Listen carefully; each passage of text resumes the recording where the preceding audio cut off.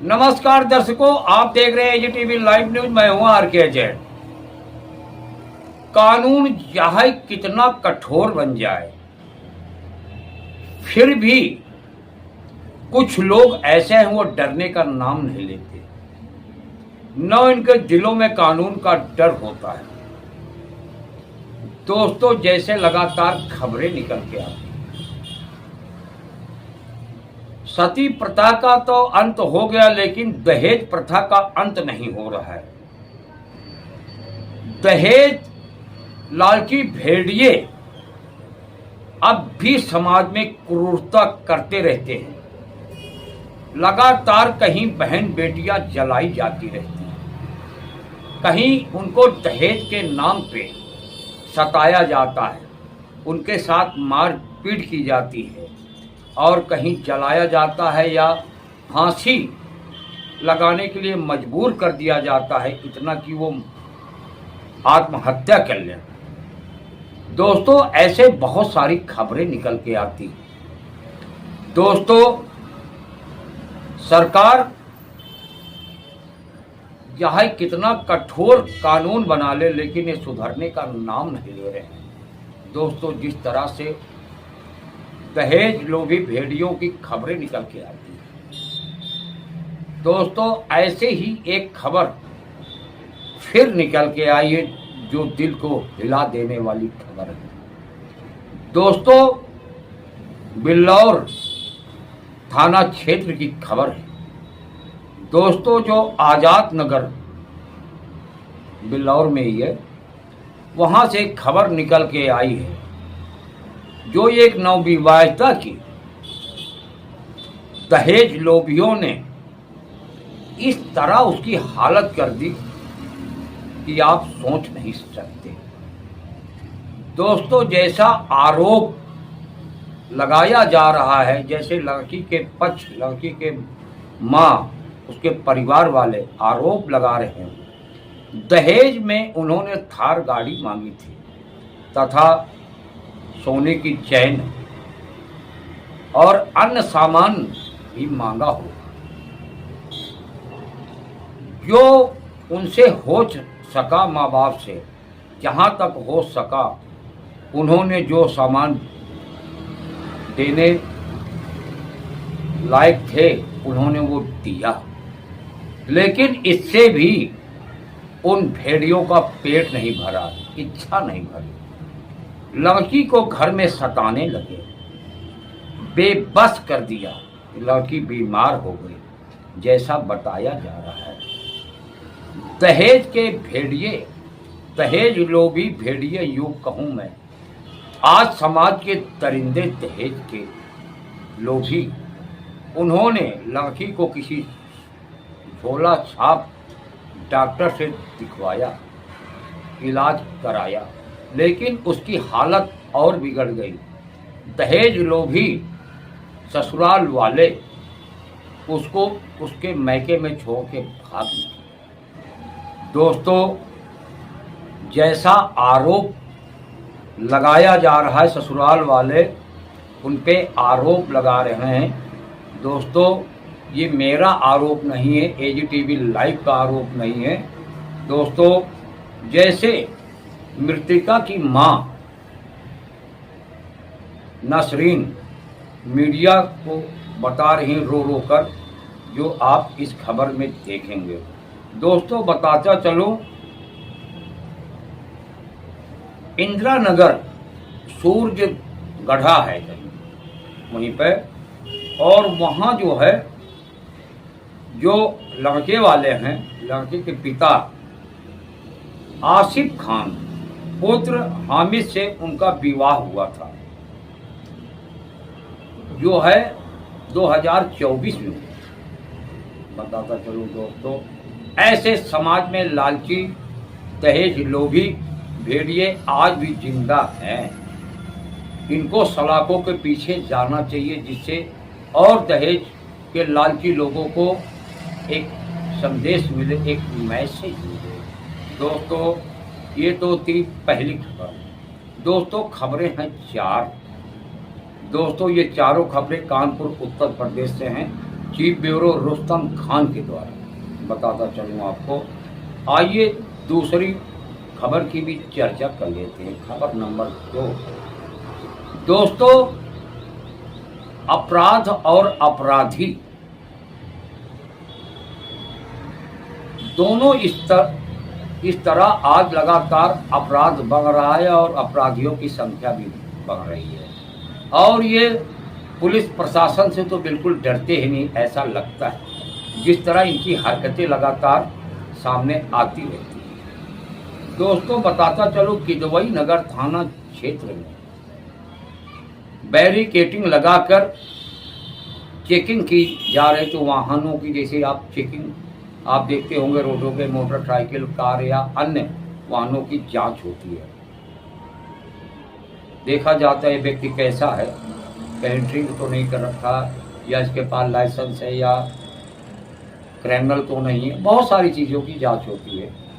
दोस्तों, इसी में पुलिस जो है अपनी बैरिकेडिंग करके जांच कर रही थी। उसी में 2 बाइक सवार, दोस्तों,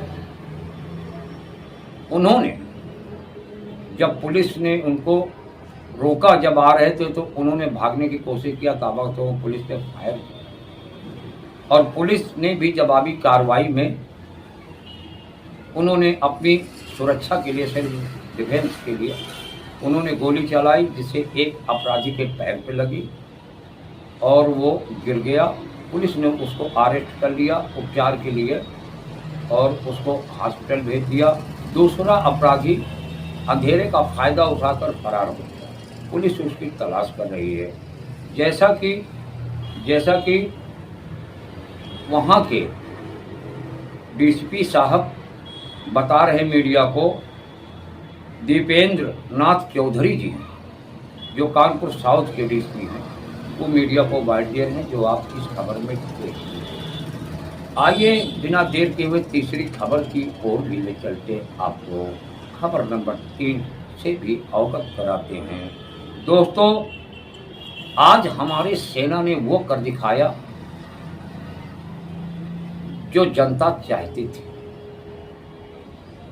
पाकिस्तान के कितने बैंकरों को नष्टो नाबूद कर दिया। जहां आतंकवादी ट्रेनिंग लेते थे, उनका सरल था, अन्य चीज़ें वहां से संचार हुआ करता था, लेकिन हमारी सेना का शौर्य, पराक्रम और मेहनत रंग लाई, और उन्होंने आतंकवादियों को ढेर कर दिया सैकड़ों की तादाद में, जैसे खबरें निकल के आ रही है दोस्तों उसके अनुसार। लेकिन यहीं पर हमारे भारत में ही कुछ ऐसे हैं दहशतगर्द कहूं, जिनको देखा नहीं जाता। उन्होंने क्या कर दिखाया, क्या किया उन्होंने। दोस्तों, भारत के प्रधानमंत्री श्री नरेंद्र मोदी जी ने जिस तरह सेना को खुली छूट दिया था, एक तारीफ भी है, क्योंकि सेना को खुली छूट मिलने के कारण ही पाकिस्तान को जवाब दिया उसी की भाषा में। दोस्तों, लेकिन यहाँ पे क्या हो रहा है, कुछ दहशतगर्द, यो कहूँ लफंगे, जो भी भाषा कहूँ कम पड़ जाएगी ऐसे लोगों के लिए, प्रधानमंत्री की फोटो वो जो है कुछ पोस्टर थे, उनको लगाकर जमीन पर रखकर उन्होंने गाड़ियाँ चलाई, और इसका वीडियो उन्होंने इंस्टाग्राम पे अपलोड कर दिया। जब खबर वायरल हुई तो पुलिस भी हरकत में आई, और जो है इन पे FIR हो गया अनेक धाराओं में, जैसे कि जो वहाँ के डीसीपी साहब हैं SM कासिम साहब हैं, कासिम आबदी जी, इन्होंने मीडिया से बात किया और इन्होंने जो बताया आप इस खबर में देखेंगे। आइए चौथी और अंतिम खबर की बात कर लेते हैं। आज की उत्तर प्रदेश कानपुर की अंतिम खबर की बात कर रहा हूँ। खबरें तो सारा दिन चलती हैं। दोस्तों, बताता चलूँ, आज भी सरकार इतना प्रयास कर रही है नाबालिग से काम न करवाया जाए, उनको शिक्षित बनाया जाए, लेकिन कितना सरकारी कामों का अमल किया जा रहा है, ये देखने और सोचने की बात है। दोस्तों, बात मैं आज नगर निगम की कर रहा हूँ, उत्तर प्रदेश कानपुर की। दोस्तों, जो डोर टू डोर हमारे आपके घर में कूड़ा उठाने आती हैं गाड़ियाँ, नगर निगम की, कानपुर की बात कर रहा हूँ, दिल्ली की नहीं। दोस्तों, उसमें देखा गया नाबालिग गाड़ी चलाते हुए जिनका लाइसेंस भी नहीं। दोस्तों, जब इनको देखा गया तो इनके ऊपर एक्शन हुआ। 2 नाबालिग लड़के से पूछताछ हुई, जांच हुई, तो इनके लाइसेंस भी नहीं है। इनकी उम्र क्या है इस खबर में आप देखेंगे। और नगर निगम उत्तर प्रदेश का किस तरह काम कर रहा है, अंधा बना हुआ है। और सुनने में आता है, जिस तरह खबरें निकल के आती है, उनको मासिक वेतन 6,500 रुपये दिया जाता है। जो ये लड़के पकड़े गए हैं, जांच के बाद ट्रैफिक पुलिस भी इन पे इन्वॉल्व रही, स्थानीय पुलिस भी, और भी डिपार्टमेंट के अधिकारी इन्वॉल्व रहे होंगे, ऐसी बात तो नहीं है। जिस तरह ये जो है लड़के आप देखेंगे किस तरह से ये बता रहे हैं, और इनकी उम्र भी आप देखेंगे। ये है नगर निगम का हाल, और 6,500 रुपये दे रहे हैं मतलब, और उनका भविष्य पूरा बर्बाद कर रहे हैं। इन अधिकारियों पे कार्रवाई होना चाहिए जो इनसे काम करा रहे थे, इनकी जांच होना चाहिए। ऐसे इन्होंने कहाँ कहाँ काम कराया और डिपार्टमेंट में क्या चल रहा है कानपुर के अंदर, नगर निगम के अंदर, उसको तेज़ी से जांच की जाए। दोस्तों, ये थी चौथी खबर। दोस्तों, ये बताया पहले भी चारों खबर रुस्तम खान के द्वारा, जो कानपुर से चीफ ब्यूरो है। दोस्तों, RK अजय को दीजिए इजाज़त, फिर मिलेंगे किसी और खबरों के साथ। तब तक आप बने रहें AGTV लाइव के साथ। AGTV लाइव पे कभी खबरों का सिलसिला कम नहीं होता। दोस्तों, देखिए आगे एक रिपोर्ट रुस्तम खान की। नमस्कार।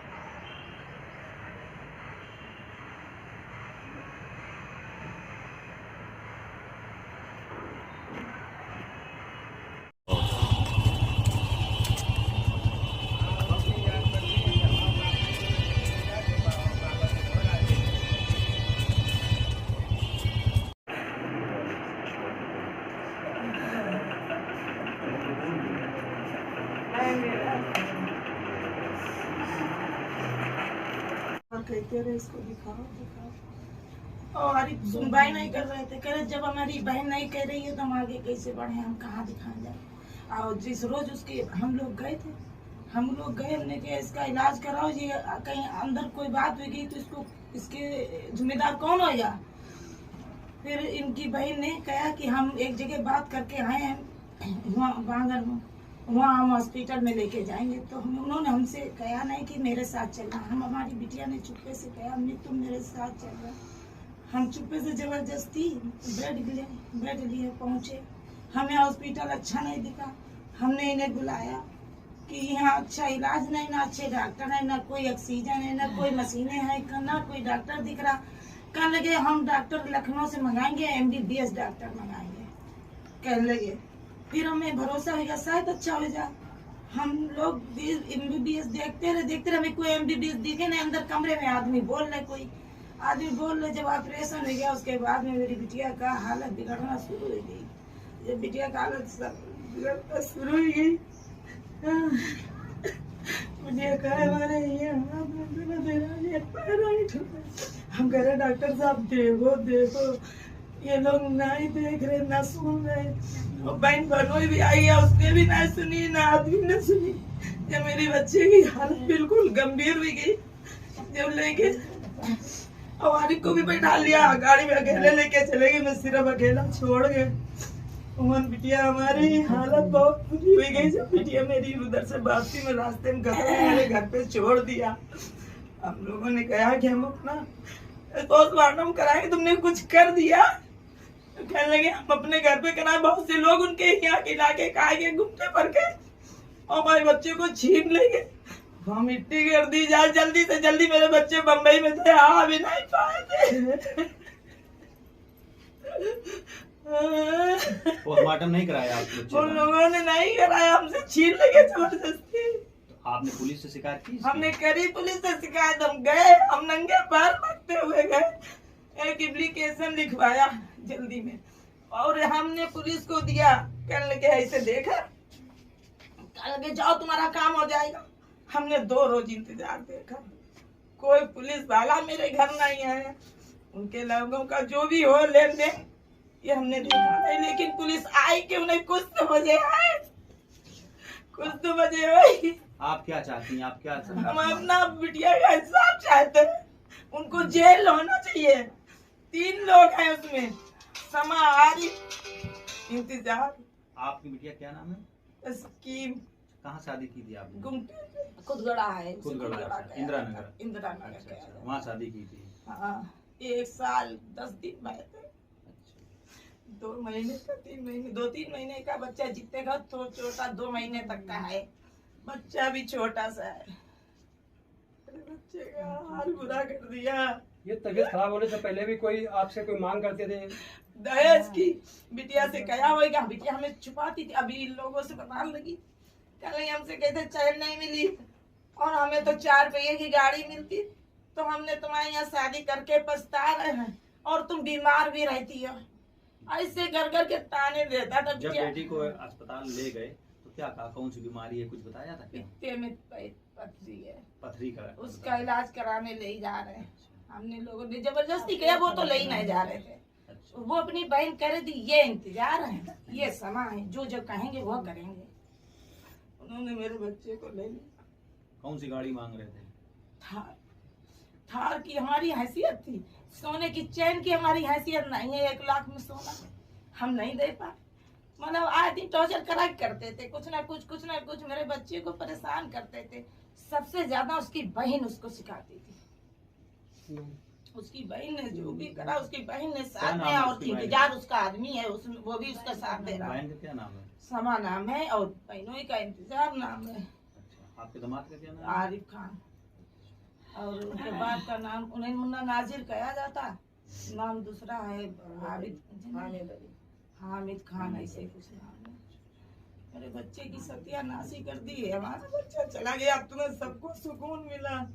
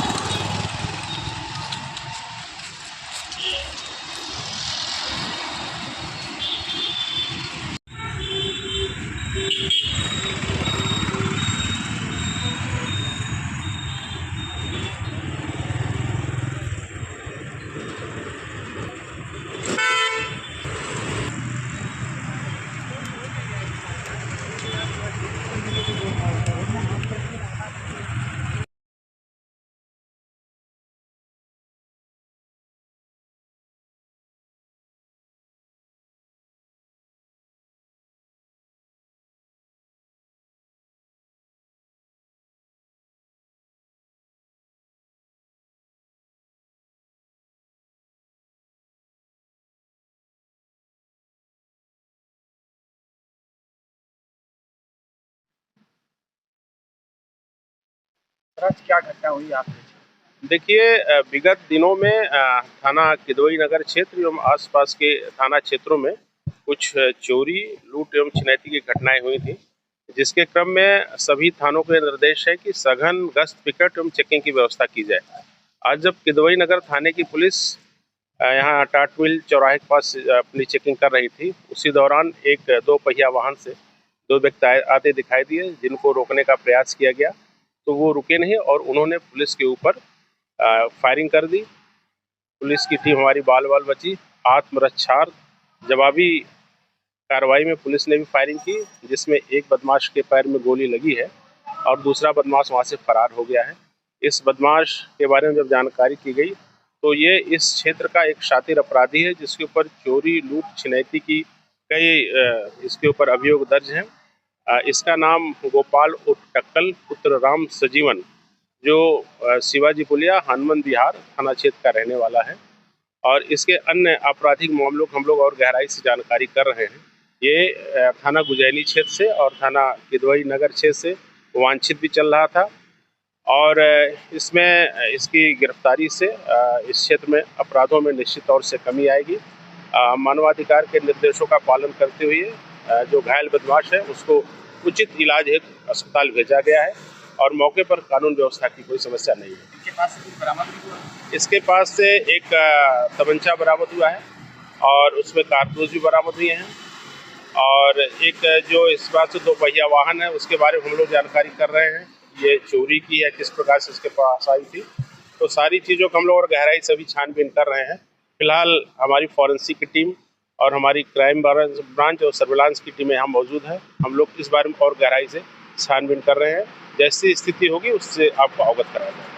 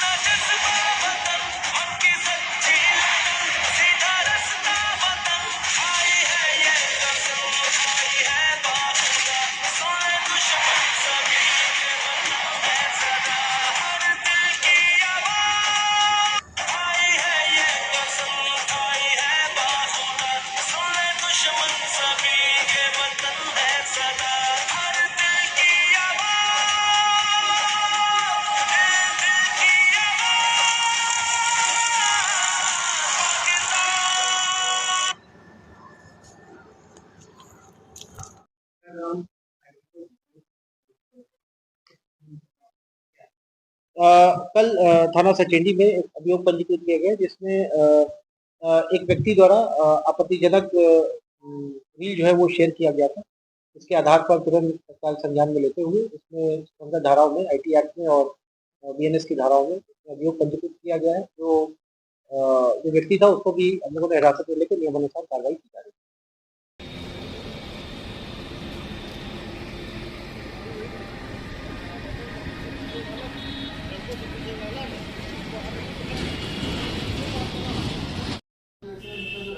कैमरा लगा हुआ है, 15 दिन की रिकॉर्डिंग ये लोग आते हैं और उसमें रिकॉर्ड यही आते हैं। मेरे घर पे कैमरा लगा हुआ है, छोटा वाला अच्छा मेरे घर पे जाता है।